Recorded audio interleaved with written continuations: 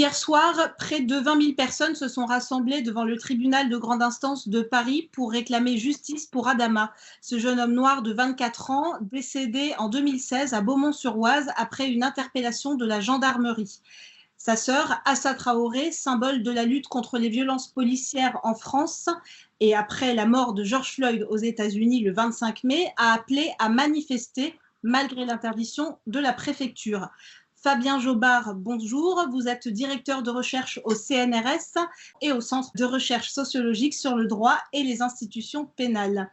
Dans cette affaire Adama Traoré, on assiste aussi à une guerre d'expertise entre la famille et la justice.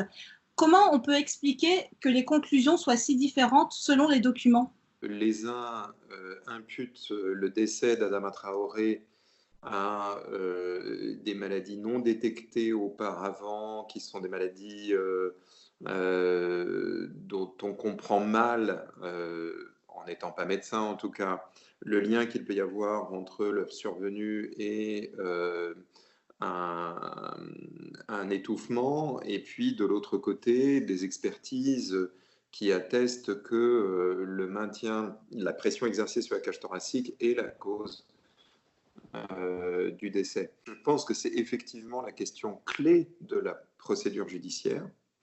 Et c'est là d'ailleurs la raison pour laquelle la famille d'Adama Traoré lutte pour obtenir des contre-expertises qu'elle finance d'ailleurs elle-même. Lorsqu'on recherche les causes de la mort, c'était d'ailleurs la même chose sur les morts du Covid, vous avez les causes immédiates et vous avez les causes profondes. Imaginez que quelqu'un souffre d'une malformation cardiaque ou pulmonaire ou respiratoire, il subit un plaquage ventral et un maintien au sol, cage thoracique comprimée entre un genou et le sol. Il est clair qu'avec ces pathologies antérieures, un accident grave, un décès serait beaucoup plus rapide que s'il n'en souffrait pas. Mais du coup, quelle est la cause de la mort? Est-ce que c'est l'acte pratiqué sur lui, ou bien est-ce que ce sont les maladies antérieures, la situation corporelle, physiologique de l'individu en question?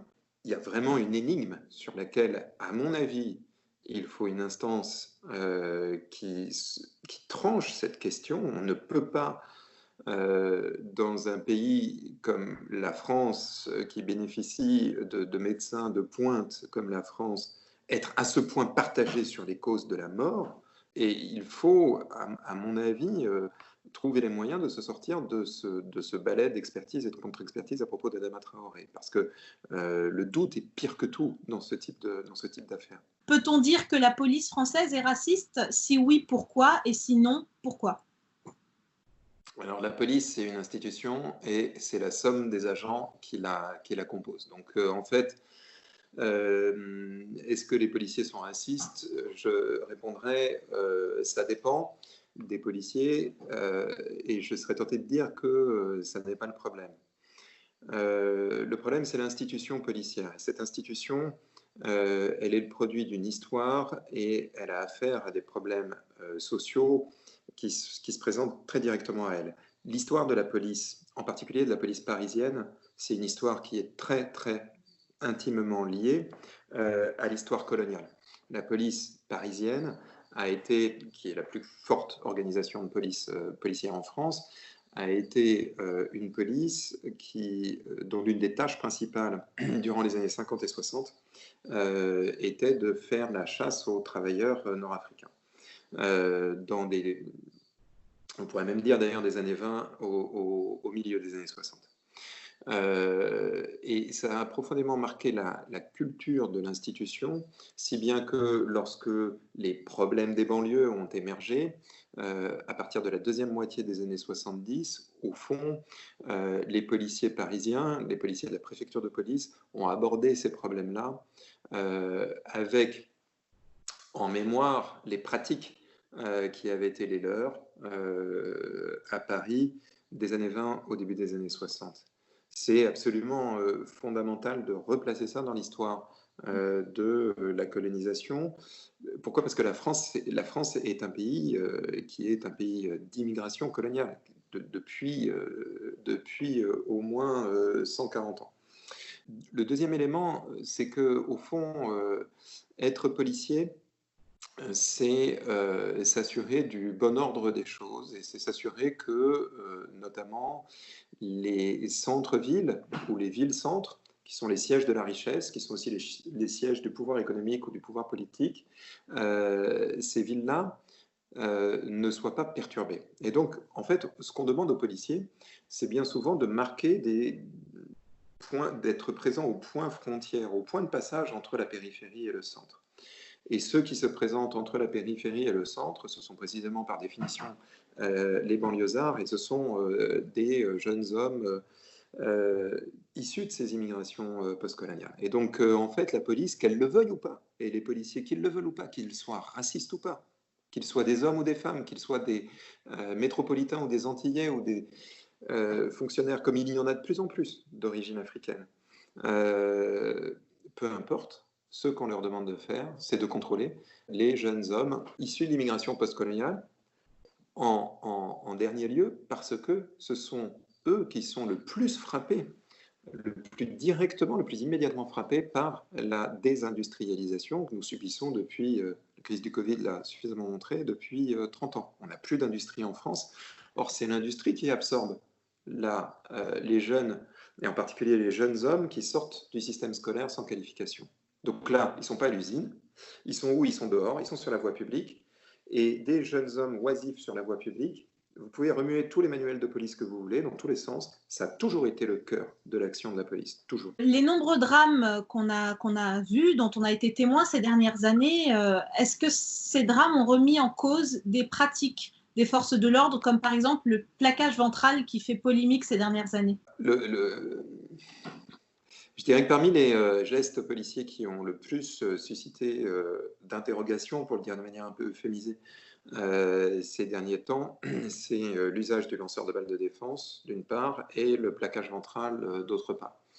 La différence entre le plaquage ventral et le tir de LBD, c'est que le tir de LBD, généralement, on ne voit pas le tireur. Alors que le plaquage ventral, c'est une action qui, lorsqu'elle conduit à la mort, a été menée pendant vraisemblablement plus d'une minute, voire quelques minutes, comme on a vu avec George Floyd, mais récemment aussi à Paris, en janvier 2020, avec Cédric Chouviat. Donc ce sont des actions qui aujourd'hui sont filmées, à moins de se dérouler à 3 heures du matin en race campagne. Elles sont systématiquement filmées. Et donc là, on voit quelqu'un, un policier, un fonctionnaire, administrer la mort pendant de longues secondes, voire pendant quelques minutes. Et ce sont des images terribles. Et l'une des raisons pour lesquelles les mobilisations sont si nombreuses et le pays est si bouleversé par ce qui s'est passé à Minneapolis avec George Floyd, c'est précisément que le genou a été maintenu sur le dos de la victime pendant de si longues minutes. Donc ça, c'est une pratique qui choque. Simplement, dans l'écrasante majorité des cas, elle ne provoque pas ce type d'accident. C'est une pratique qui est remise en question aujourd'hui, notamment par la Cour européenne des droits de l'homme, mais il serait faux de dire que la Cour européenne des droits de l'homme l'interdit. Parce que c'est aussi une pratique qui peut permettre, lorsque d'autres moyens ne sont pas disponibles, de maîtriser des gens qui, le plus souvent d'ailleurs, posent un danger à eux-mêmes. Et du coup, interdire ce type de pratique, c'est aussi transmettre le message aux policiers qu'en fait, on ne leur donne pas tous les moyens possibles pour accomplir leur mission. Donc c'est quand même on est au cœur d'une difficulté. Hein. Vous ne pouvez pas dire à des policiers, qui en plus portent des armes à feu sur eux, qu'ils doivent absolument s'abstenir d'un geste qui leur permet, dans certaines circonstances, de s'assurer de la maîtrise de quelqu'un. Simplement, il faut que ce geste soit nécessaire et il faut qu'il soit strictement proportionné au danger encouru ou au but poursuivi. Il y a une différence majeure entre les États-Unis et la France, je dirais, entre les États-Unis et quasiment le reste du monde, ou en tout cas entre les États-Unis et l'Europe, c'est qu'aux États-Unis, il y a plus d'armes en circulation que d'habitants. À partir de ce moment, lorsque vous êtes policier, vous anticipez les interactions avec un individu qui vous fait face de manière radicalement différente que la manière dont vous pouvez travailler en tant que policier dans les rues de France ou, mieux encore, dans les rues de Londres où les policiers ne sont pas armés. Au final, on a une centaine de policiers qui sont tués chaque année par arme à feu et on a 1000 personnes. On estime qu'il y a 1000 personnes tuées chaque année aux États-Unis. Ce n'est pas une statistique officielle. Le FBI tente de collecter les statistiques officielles, mais si un département de police au fin fond du Kansas refuse de lui donner ces statistiques, le FBI ne les aura pas. Donc en fait, aujourd'hui, on se repose sur les journalistes, notamment du Washington Post, qui effectuent les collectes à partir de la presse locale. Et la presse locale aux États-Unis, ça fait un sacré nombre de titres.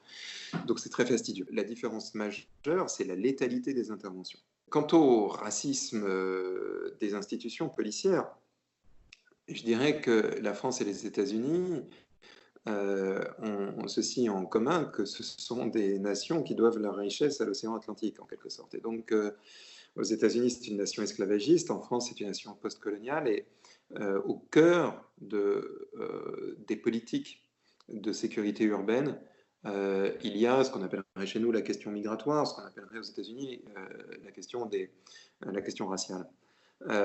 Et ce sont les policiers qui sont, en quelque sorte, par la force des choses, toujours systématiquement envoyés dans les lieux qui cristallisent ces difficultés-là. Aussi parce que, en France, par exemple, on a depuis 30 ans rogné sur les budgets de l'intervention sociale. Et donc, si vous voulez, dans la rue, vous ne trouvez plus d'éducateurs spécialisés, vous ne trouvez plus de travailleurs sociaux, vous ne trouvez plus d'éducateurs de rue. Vous trouvez des policiers. Les policiers, comme ils vous le diront très bien, ils ne sont pas là pour faire du travail social. Et donc, très vite, sont des confrontations qui sont en plus nourries par l'histoire des relations entre les groupes, entre les jeunes et leurs ascendants, leurs familles, leurs proches et les policiers. Être noir aux États-Unis, c'est avoir affaire à la police. Et ça, c'est fondamental. Et c'est quelque chose qui est assez proche, au fond, de l'expérience que peuvent partager les enfants et les petits-enfants de l'immigration postcoloniale en France. Mmh. Donc le rapport à la police, mais le rapport à la police c'est le même, mais la létalité et en tout cas la mortalité, c'est pas comparable, quoi. Exact. Très bien.